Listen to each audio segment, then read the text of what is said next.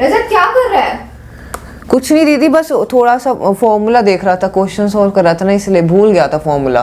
तुझे अभी तक फॉर्मूलाज याद नहीं हुए? नहीं दीदी, इतने बड़े बड़े फॉर्मूला है, कैसे याद करूं?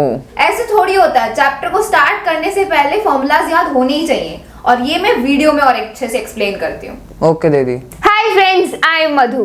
सो फ्रेंड्स, आज उस वीडियो में हम डिस्कस करेंगे कि मैथ फॉर्मूलाज को कैसे इजीली याद रखें। सो मैं आपको फॉर्मूलाज को इजीली याद रखने के लिए कुछ टिप्स एंड ट्रिक्स बताऊंगी, एंड साथ ही साथ आपको मैथ्स के सारे फॉर्मूलाज की पीडीएफ भी प्रोवाइड करूंगी, जो आपके क्लास 10th के सिलेबस में जितने भी मैथ्स के फॉर्मूलाज हैं उनकी पीडीएफ, एंड साथ ही साथ कुछ टिप्स एंड ट्रिक्स। बिकॉज मेरे पास काफी फ्रेंड्स की कमेंट्स आ रही थी कि दीदी मुझे फॉर्मूलाज याद नहीं होते हैं, इस वजह से मैं क्वेश्चंस को सॉल्व नहीं कर पाता हूँ, इसलिए आज मैं ये वीडियो बना रही हूँ। ओके, सो स्टार्ट करते हैं। सो फ्रेंड्स, सबसे पहले आपको अपना इंटरेस्ट डेवलप करना होगा मैथ्स में। देखो, काफ़ी ऐसे फ्रेंड्स हैं जो मैथ्स से बिल्कुल हेट करते हैं, मैथ्स को बिल्कुल हेट करते हैं। वो सोचते हैं कि अभी बस 10th का ये मैथ्स जैसे तैसे कर लेता हूँ एंड आगे जाके तो मैं मैथ्स लूंगा ही नहीं, मैथ्स से पीछा छूट जाएगा। लेकिन फ्रेंड्स, ऐसा बिल्कुल भी नहीं है। अभी आप ये जो 10th में जो मैथ्स पढ़ रहे हो, ये जो 10th के लेवल का मैथ्स है, ये आपको आगे हर एक फील्ड में काम आएगा। चाहे आप कोई सा भी कॉम्पिटिटिव एग्जाम दो, कोई सी भी स्ट्रीम लो, आर्ट स्ट्रीम लो, कॉमर्स लो, आगे आप कोई सा भी कॉम्पिटिटिव एग्जाम दोगे, 10th लेवल का जो मैथ्स है वो हर जगह यूज होता है। तो ऐसा बिल्कुल भी नहीं है कि अभी बस आप जैसे तैसे कर लोगे एंड आगे आपको मैथ्स की कोई जरूरत ही नहीं पड़ेगी, उसका यूज नहीं होगा, ऐसा बिल्कुल भी नहीं है। तो ये जो 10th लेवल का मैथ्स है, इसको आपको बिल्कुल अच्छे से इंटरेस्ट डेवलप करके समझना होगा, बिकॉज इसका यूज आगे भी है। बेशक आगे आप कोई मैथ्स से रिलेटेड स्ट्रीम या मैथ्स सब्जेक्ट मत लेना, पर ये जो 10th लेवल का मैथ्स है ये आगे आपके काम आएगा ही। ओके, तो आपको इंटरेस्ट डेवलप करना होगा, ये सोच के पढ़ना है that this level of maths is going to benefit you in the future, so that's why you have to understand it। ठीक है, तो आपको इंटरेस्ट डेवलप करना होगा। Then you have to connect it with a visual memory. देखो, जैसे जो भी फॉर्मूला आप कर रहे हो, जो भी क्वेश्चन आप सॉल्व कर रहे हो, तो उसको थोड़ा विजुअलाइज करने की कोशिश करो। जैसे सरफेस एरिया एंड वॉल्यूम्स में हम अलग अलग शेप्स के बारे में पढ़ते हैं, उनकी total surface area, curved surface area को फाइंड आउट करते हैं। तो जो भी शेप की बात हो रही है उसको आप ड्रॉ कर लो, उसका डायग्राम ड्रॉ कर लो। ठीक है, ट्राइंगल्स चैप्टर में ट्राइंगल को ड्रॉ कर लो। तो अगर आप ऐसे विजुअलाइज करके समझोगे ना, तो फिर क्वेश्चंस को सॉल्व करना, फॉर्मूलाज को याद करना और ईजी हो जाएगा। ठीक है, जैसे आपका प्रोबेबिलिटी का चैप्टर है, तो प्रोबेबिलिटी में कार्ड से रिलेटेड क्वेश्चंस हैं, कॉइन्स एंड डाइस से रिलेटेड क्वेश्चन है। ठीक है, तो आप कोई कॉइन ले सकते हो एंड देन उसको फ्लिप करके देख सकते हो, है ना। तो ऐसे आप रियल लाइफ से कनेक्ट करोगे, विजुअलाइज करोगे, तो मैथ्स आपके लिए और ईजी हो जाएगा एंड फॉर्मूलाज को याद करना भी ईजी हो जाएगा। ठीक है, then don't just memorise the formulas. Formulas को सिर्फ मेमोराइज मतलब याद मत करो, ये समझो कि वो फॉर्मूलाज डिराइव हुए कैसे हैं, आए कैसे हैं। अब जैसे फॉर एग्जांपल, क्यूब के टोटल सरफेस एरिया का फॉर्मूला होता है 6a²। तो ये 6a² फॉर्मूला क्यों है वो आपको पता होना चाहिए, बिकॉज क्यूब की 6 सर्फेसेस होती हैं एंड हम टोटल सरफेस एरिया निकाल रहे हैं, इसीलिए उसका फॉर्मूला है 6a²।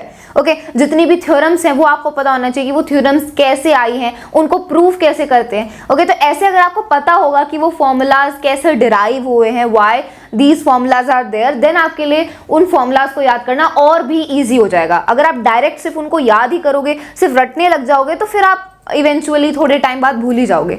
So don't just memorise them, learn how the formulas have derived. Okay, then write all formulas on a chart. अब आपके जितने भी फॉर्मूलाज हैं, क्लास 10th के वो हो सकते हैं, क्लास 9th के भी फॉर्मूलाज। कई बार ऐसा होता है कि हमें क्लास 10th के कंसेप्ट समझ नहीं आते, फॉर्मूला समझ नहीं आते, बिकॉज हमने क्लास 9th में उन्हें अच्छे से समझा नहीं होता है। तो पिछली क्लासेस के भी फॉर्मूलाज आप एक साथ एक चार्ट पर लिख लो। ठीक है, एक चार्ट पर जब आप सारे फॉर्मूलाज को लिख लोगे, देन उस चार्ट को अपने स्टडी रूम में जहां पर भी आप पढ़ते हो, तो सामने दीवार पर चिपका दो। इससे क्या होगा, वो फॉर्मूलाज हमेशा आपके सामने रहेंगे, आपकी नजर जाएगी, तो वो फॉर्मूलाज आपके रिवाइज हो जाएंगे and you will be able to learn those formulas fastly.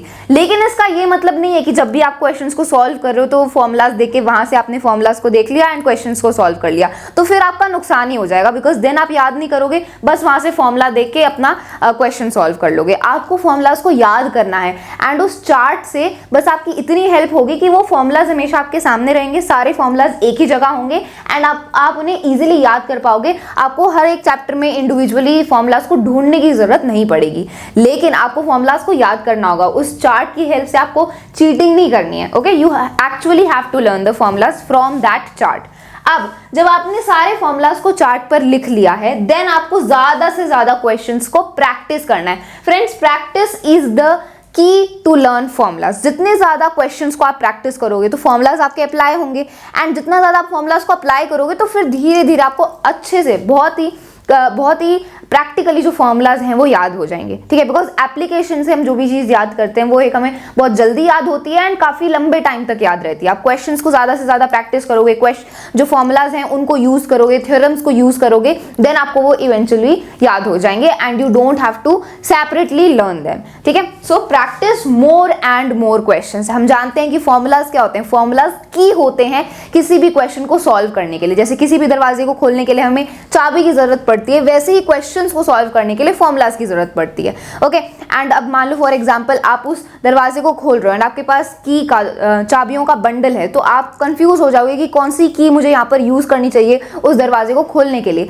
तो सेम वही है कि अगर आपको फॉर्मूलाज आपके पास सारे हैं लेकिन आपको ये नहीं पता कि आप कौन सा फॉर्मूला अप्लाई करोगे, then you will not be able to solve that question. इसके लिए क्या करना होगा, जब आप बार बार क्वेश्चंस की प्रैक्टिस करोगे तब आपको समझ में आएगा कि कौन सा फॉर्मूला आपको यूज करना है and you will be able to learn them also, okay. So practice is the ultimate key for learning the formulas. जितने ज्यादा क्वेश्चंस को आप प्रैक्टिस करोगे उतनी ही जल्दी आपको फॉर्मूलाज याद हो जाएंगे। ये इसका अल्टीमेट सोल्यूशन है, ठीक है। तो मैंने आपको ये कुछ टिप्स एंड ट्रिक्स बताई जिनसे आप फॉर्मूलाज को इजीली याद कर सकते हो, एंड मैं भी आपको सारे चैप्टर्स के फॉर्मूलाज प्रोवाइड कर रही हूँ। आपके क्लास 10th में टोटल जितने चैप्टर्स हैं उन सभी के फॉर्मूलाज की पीडीएफ मैं आपको प्रोवाइड कर रही हूँ। दिस इज द पीडीएफ, ठीक है। इसको आप इस पीडीएफ का यूज कर सकते हो सारे फॉर्मूलाज को याद करने के लिए, all maths formulas of class 10, ठीक है। आपके टोटल 14 चैप्टर्स हैं। जो आपका ये कंस्ट्रक्शंस वाला चैप्टर है वो तो रिड्यूस हो गया है, सो टोटल 14 चैप्टर्स हैं। सारे चैप्टर्स के इस पीडीएफ में